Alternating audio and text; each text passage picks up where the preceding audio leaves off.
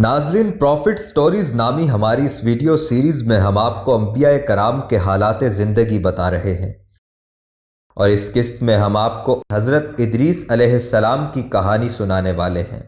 لیکن اس سے پہلے کہ ہم یہ ایمان افروز داستان شروع کریں، اگر آپ نے ابھی تک ہمارے چینل کو سبسکرائب نہیں کیا تو اس کو سبسکرائب کر لیجئے تاکہ آپ بھی ایمان اور یقین کے اس سفر میں ہمارے ساتھ رہیں۔ حضرت ادریس علیہ السلام اللہ کے تیسرے نبی تھے، جو حضرت آدم علیہ السلام کے بعد نبوت کے جلیل القدر منصب پر فائز ہوئے۔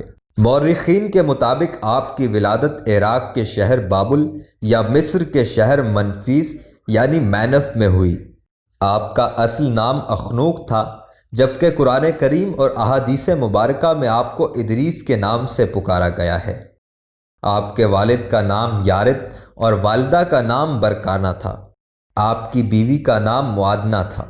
آپ کا ایک بیٹا بھی تھا جس کا نام متشالخ تھا۔ حضرت ادریس علیہ السلام حضرت نوح علیہ السلام کے پردادا بھی ہیں۔ روایات کے مطابق حضرت ادریس علیہ السلام نے دنیا میں لوگوں کو سب سے پہلے لکھنے پڑھنے اور تعلیم حاصل کرنے کا درس دیا، بلکہ اپنی زندگی کا بیشتر حصہ اسی درس و تبلیغ میں صرف کیا۔ چنانچہ لوگ آپ کو ادریس یعنی درس دینے والا کہہ کر پکارنے لگے۔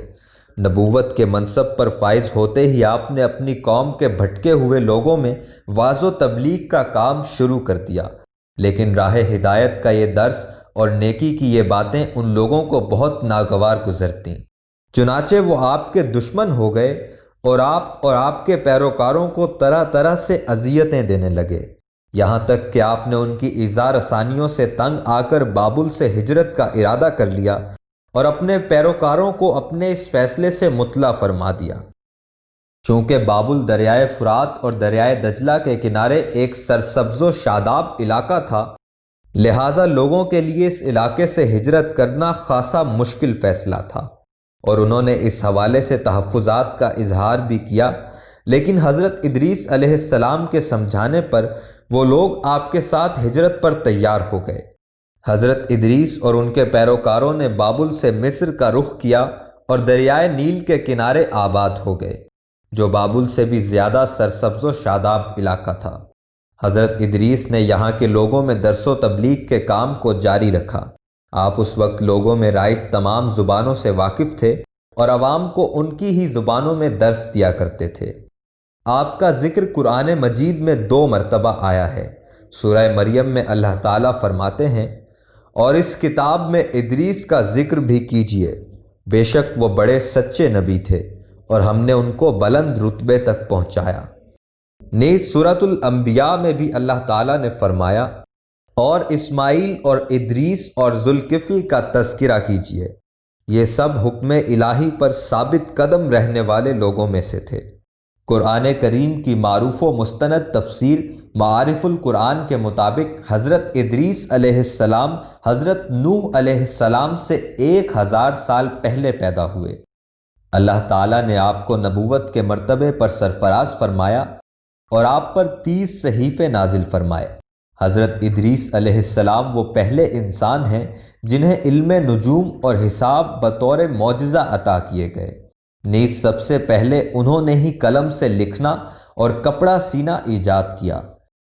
ان سے پہلے لوگ عموماً جانوروں کی کھال لباس کے طور پر استعمال کیا کرتے تھے۔ پھر یہ کہ سب سے پہلے ناپ تول کے طریقے بھی آپ نے ہی متعارف کروائے اور اسلحہ بھی آپ ہی کی ایجاد ہے۔ آپ نے اسلحہ ایجاد کر کے بنو قابیل سے جہاد کیا۔ حضرت ادریس علیہ السلام کی زندگی میں 2 چیزیں بہت نمایاں ہیں، ایک وعظ و تبلیغ اور دوسری آل قابیل کے ساتھ جہاد۔ چونکہ انہیں وعظ و تبلیغ میں ملکہ حاصل تھا، چنانچہ ان کی پہلی کوشش یہی رہی کہ وعظ و نصیحت سے آل قابیل راہ راست پر آ جائے اور دنیا برائیوں سے پاک ہو کر ایک اللہ کی عبادت کرنے لگے۔ لیکن شیطان نے ان لوگوں کو پوری طرح اپنی گرفت میں لے لیا تھا۔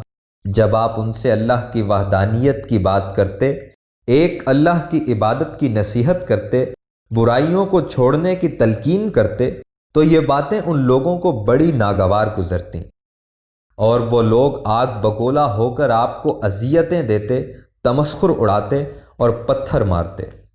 دراصل ایک طویل عرصے تک شیطان کے زیر اثر رہ کر یہ لوگ شرک و کفر اور برائیوں کی دلدل میں گردن تک دھنس چکے تھے۔ دنیا واضح طور پر دو گروہوں میں تقسیم ہو چکی تھی، ایک شیطان کے پیروکار اور دوسرے اللہ رب العزت کی کائنات کے ماننے والے۔ حضرت ادریس علیہ السلام اس صورتحال پر بڑے دل گرفتہ اور پریشان رہا کرتے تھے۔ آپ نے لاکھ کوشش کی کہ کسی طرح تبلیغ کے ذریعے ان لوگوں کو راہ راست پر لایا جا سکے، لیکن جب کوئی صورت نظر نہ آئی تو انہوں نے اللہ تعالیٰ کے حکم سے ان لوگوں کے خلاف جہاد کا فیصلہ کیا۔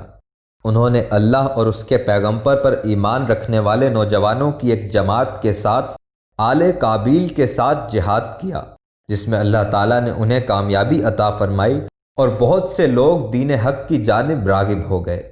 حضرت ادریس علیہ السلام وہ پہلے رسول ہیں جنہوں نے اللہ کے حکم سے سب سے پہلے کابیل کے خلاف جہاد کیا اور غنیمتیں حاصل کیں، مگر یہ ان کے لیے حلال نہیں تھیں۔ رسول اللہ صلی اللہ علیہ وسلم پہلے رسول ہیں جن کے لیے غنیمتیں حلال کی گئیں، لیکن یہ بات یقینی ہے کہ جہاد سب سے پہلے حضرت ادریس علیہ السلام نے کیا۔ حضرت ادریس علیہ السلام کثرت سے اللہ تعالیٰ کی حمد و ثنا اور عبادت میں مصروف رہتے تھے اور فرشتوں میں نہایت محبت اور عقیدت و احترام کی نظروں سے دیکھے جاتے تھے۔ فرشتے ان کے پاس آتے اور ان کی صحبت میں بیٹھا کرتے تھے۔ اللہ عز و جل نے حضرت ادریس علیہ السلام کی طرف وحی بھیجی کہ میں تمہیں ہر روز تمام بنی آدم کے اعمال کے برابر درجات دیتا ہوں۔ تو حضرت ادریس علیہ السلام نے چاہا کہ پھر تو اعمال میں اور اضافہ ہونا چاہیے، لہٰذا جب ان کے پاس فرشتے آئے تو انہوں نے وحی کا ذکر کرتے ہوئے کہا کہ میں چاہتا ہوں کہ میں ملک الموت سے بات کروں اور پوچھوں کہ کب تک میری زندگی باقی ہے۔ فرشتے نے حضرت ادریس علیہ السلام کو اپنے پروں پر اٹھایا اور انہیں لے کر آسمان کی طرف بلند ہو گیا۔ جب وہ چوتھے آسمان پر پہنچے تو ان کی ملک الموت سے ملاقات ہو گئی جو نیچے اتر رہے تھے۔ حضرت ادریس علیہ السلام کے دوست فرشتے نے ملک الموت سے حضرت ادریس کے بارے میں ذکر کیا تو اسرائیل علیہ السلام نے پوچھا، حضرت ادریس کہاں ہیں؟ فرشتے نے جواب دیا کہ وہ میری پشت پر ہیں۔ اس پر ملک الموت نے حیرت کا اظہار کرتے ہوئے کہا کہ واہ، تعجب ہے، مجھے پروردگار کی طرف سے کہہ کر بھیجا گیا ہے کہ حضرت ادریس کی روح چوتھے آسمان پر قبض کر لو، تو میں نے سوچا کہ وہ تو زمین پر ہیں، ان کی روح چوتھے آسمان پر کیسے قبض کروں؟ ابھی اسی سوچ و بچار میں تھا اور زمین پر اتر رہا تھا کہ تم انہیں لے کر چوتھے آسمان پر آ گئے۔ پھر ملک الموت نے ان کی روح قبض کر لی۔ اس طرح حضرت ادریس علیہ السلام کی روح چوتھے آسمان پر قبض کی گئی۔ انہیں بھی حضرت عیسیٰ علیہ السلام کی طرح آسمان پر اٹھایا گیا، لیکن فرق صرف اتنا ہے کہ حضرت ادریس علیہ السلام کی روح قبض نہیں کی گئی اور وہ قیامت سے قبل دنیا میں واپس آئیں گے اور فتنوں کا خاتمہ کریں گے۔ یہ تو تھی حضرت ادریس علیہ السلام کی کہانی، لیکن سلسلہ نبوت کی یہ مقدس داستان ابھی جاری و ساری ہے۔ اس سیریز کی اگلی قسط میں ہم آپ کو حضرت نوح علیہ السلام کے بارے میں بتائیں گے۔ اگر آپ چاہتے ہیں کہ ایسی ویڈیوز آپ کو ملتی رہیں تو ہمارے چینل کو سبسکرائب کیجئے اور بیل آئیکن کو بھی لازمی پریس کیجئے۔